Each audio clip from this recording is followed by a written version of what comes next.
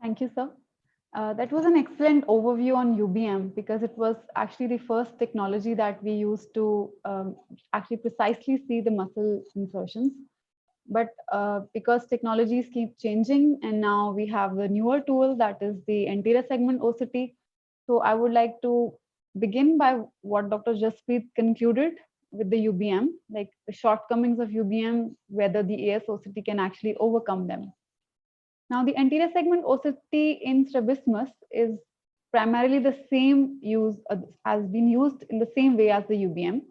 The surgical dosage calculations, when we assume a location of an extraocular muscle from the limbus, we have the risk of intraoperative complications and bleeding, which becomes very important in cases where reoperations are being done and we do not have any information on previous surgery. Sometimes we have an information, we are the operating surgeon and we are redoing the same patients, but after a long time. So we do expect to see muscle creeps, muscle scars, migration of the muscles, which we will only discover on table if we do not have tools like the UBM and the ASOCT.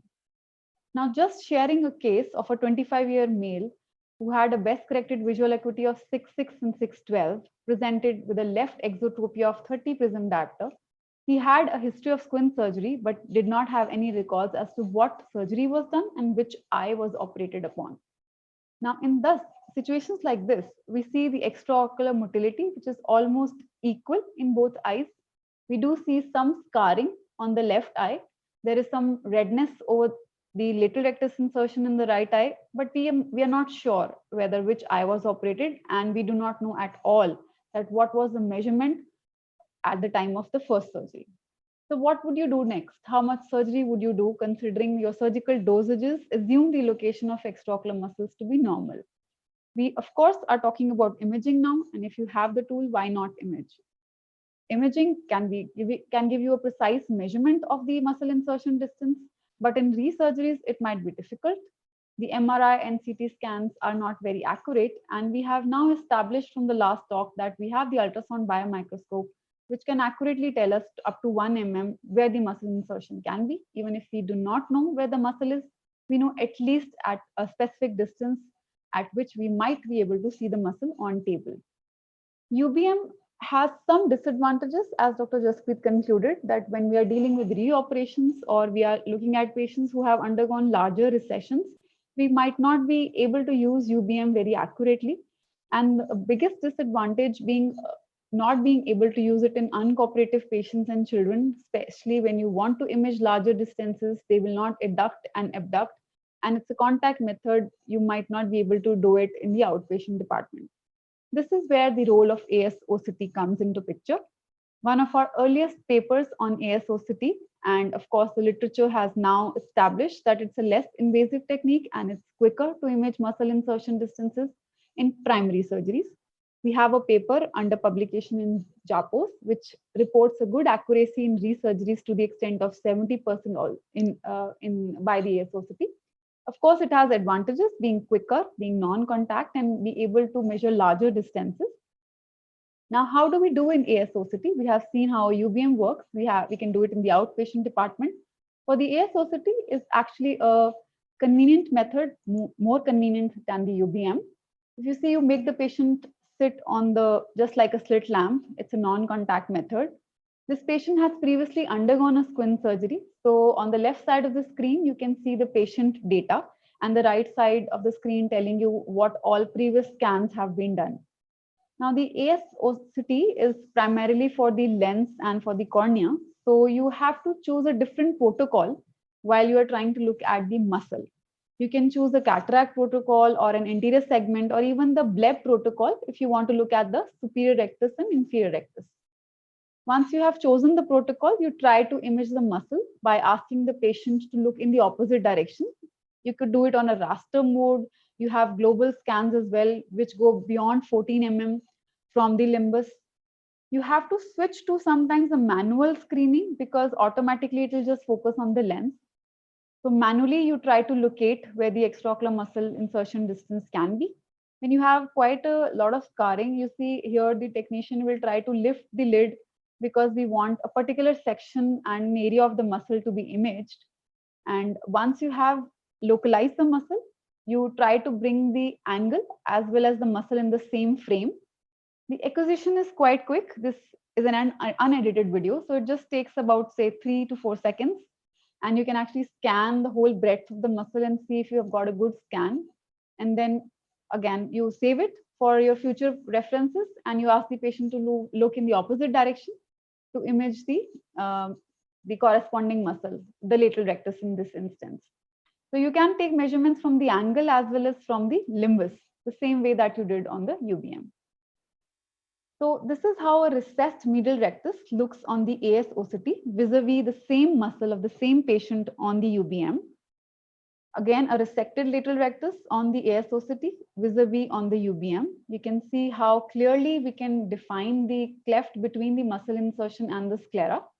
So it makes the identification of the muscle insertion quite simple and easy. In cases where you have reoperations, for example, this one has a little bit of scarring superficially onto the muscle, but you can still see the muscle clearly. In the UBM, again, it is seen clearly, but the pseudotendon over it or the scarring is not very clear in the UBM. In larger distances, say this one is 13 mm from the angle, so maybe around 14 mm from the limbus, you sometimes do not localize the muscle on the UBM because the patient will not be able to adduct that much with the probe. And of course, the patient, if it is uncooperative, because the patient, you are touching the patient, of course. Now, if you ask me which ASOCT to use, you can use any. Of course, it is Spectralis is available. Any anterior segment practice will have an ASOCT, I think, available in a tertiary institute and sometimes in good private institutes as well. The Spectralis gives a good resolution, but the distances measured might not be that far off from the limbus, and acquisition time is a little more than the swept source OCT, which to my opinion is the best in the market right now. Comparing ASOCT versus UBM, do I replace the UBM now? If in the practice, we tried to see in our center, we did a study comparing the UBM and the ASOCT in re-surgeries alone. Of course, in primary surgeries, you might not want to image. In this paper, which is again under publication in JAPOS, we recruited patients aged 6 to 60 years who had a history of previous surgery, and we delineated the muscle insertion distances on the ASOCT as well as the UBM, and also compared them to the caliper measurement at the time of surgery. We saw that amongst the 13 operated muscles which had all types of diagnosis of residual and consecutive exo and esotropias, the patients were emetropic. We saw that ASOCT and UBM were comparable to the caliper. It was not statistically different. But once you talk about muscle insertions within 1 mm, the ASOCT gave an accuracy of 70% as compared to fairly low on the UBM. If you exclude the cases that you could not image, this comes down to 40%. There was an excellent agreement between ASOCT with caliper, and UBM also gave a good correlation with the caliper. The maximum distance on the ASOCT was 14 mm and 10.4 on the UBM, which is right now the UBM that we used is a wide field UBM. The average score of comfort on the ASOCT was also higher, and it obviously took lesser time to image the muscle on the ASOCT vis-a-vis on the UBM. Pseudotendon recognition was also very, very convenient and much higher resolution on the ASOCT. You see this picture, this is a pseudotendon in a patient who had an exotropia. We saw intraop also that this was where the original medial rectus was, and this patient had a recessed medial rectus, and this was the scar that we could pick up on the ASOCT. On the UBM, you can see some hypoechoicities, but you're not sure whether this is muscle or the pseudotendon. So we advance the medial rectus and we get a fairly good outcome in the patient while operating on the same eye and on the same muscles. So ASOCT also has different color modes. Sometimes you might not see it on the black and white mode, and you can see it on the color mode very accurately. Of course, ASOCT was graded as more comfortable to the patient in our studies, and in larger recessions also, the UBM was suboptimal. Every machine has its limitations. Of course, you need a trained staff, you have a learning curve, and so does the ASOCT. Patients might have some conditions which preclude a good ASOCT, like nystagmus and motility disorders, and you might not be able to move the eye in a particular direction to image the opposite muscle. So that case, it is difficult. You have patients like buckle. So it's an optical method, so you will not be able to see the muscle very nicely if you have something lying over the muscle. like in this case, where there's a buckle over the muscle. Nevertheless, in small children, you have to resort to general anesthesia, and there maybe you can do the UBM in the operating room because you cannot carry the ASOCT machine. So, barring that, by and large, ASOCT has replaced UBM for a lot of conditions in strabismus. To conclude, of course, no technology is perfect. For the ASOCT, I would like to quote that you decide guiding your ASOCT measurements, but always take a decision on the OR table while dealing with a patient with strabismus. Thank you very much.